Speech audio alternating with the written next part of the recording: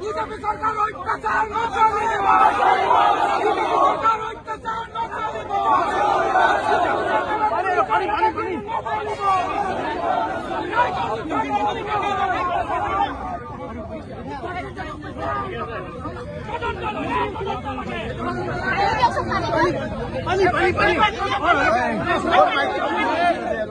আমাৰ জীবনে জোৰ জুলুম নকৰক কিয় এপেক্স বেংকত টকা কোনে খালে তাৰ প্ৰস্তাৱ আমি কৰিমেই।